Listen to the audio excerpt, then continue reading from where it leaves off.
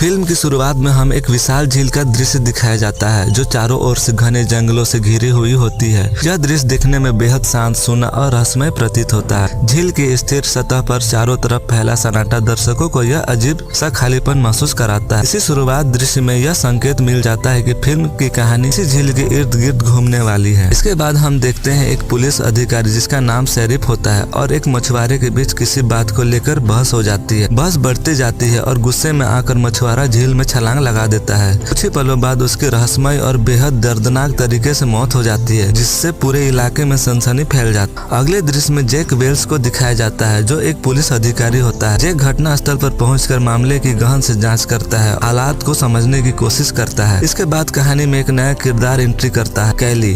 कैली एक म्यूजियम में साइंटिस्ट के तौर पर काम करती होती है।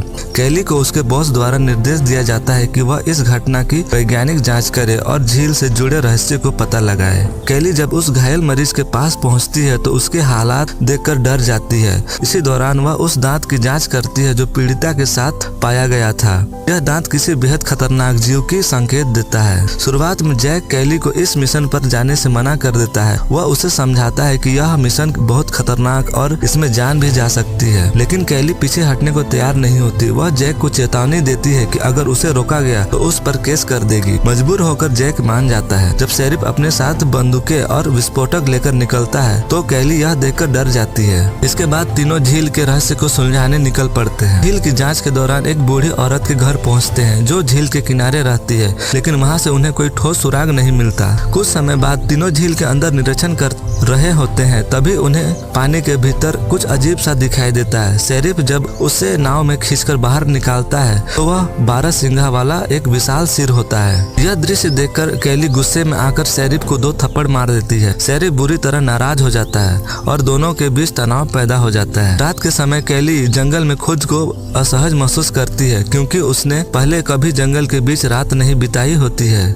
इसी दौरान जैक और कैली के बीच दूरियां बढ़ने लगती है। तभी कहानी में एक नया किरदार आता है, हेक्टर। हेक्टर दिखने में अजीब, थोड़ा सा पागल और सनकी लगता है, लेकिन वह बेहद बुद्धिमान और तेज दिमाग वाला इंसान होता है। जांच के दौरान झील में अजीब सी चमक दिखाई देती है। अचानक कैली और शेरिफ की नाव रहस्यमय तरीके से पलट जाती। झील के अंदर का दृश्य बेहद डरावना और सिहरन पैदा करने वाला होता है। अगले ही पल हमें एक इंसानी उंगली दिखाई जाती है जिसमें कीड़े लग चुके होते हैं। शेरिफ अपने दोस्त की उंगली देखकर बेहद टूट जाता है। जैसे जैसे जांच आगे बढ़ती है, केस और भी ज्यादा रहस्यमय और पेचीदा होता चला जाता है। झील का सन्नाटा अब और भी डरावना लगने लगता है। एक पार्टी के दौरान हेक्टर शेरिफ को समझाता है कि मगरमच्छ कितना खतरनाक और जिद्दी जानवर होता है। उसी समय कैली जैक को अपने अतीत के बारे में बताती है और उसे अनुरोध करती है कि उसे यहाँ से ना भेजे। इस बातचीत के दौरान जैक और कैली के बीच एक अजीब सा भावनात्मक रिश्ता उभरने लगता है। जैक और हेक्टर झील में डुबकी लगाकर सच की तलाश करते हैं। तभी उन्हें झील के अंदर कुछ अजीब सा कंकाल दिखाई देता है। अचानक मगरमच्छ नाव को उल्टी दिशा में खींचने लगता है और देखते ही देखते नाव के चालक का सिर खा जाता है। यह दृश्य कैली को गहरे सदमे में डाल देता है।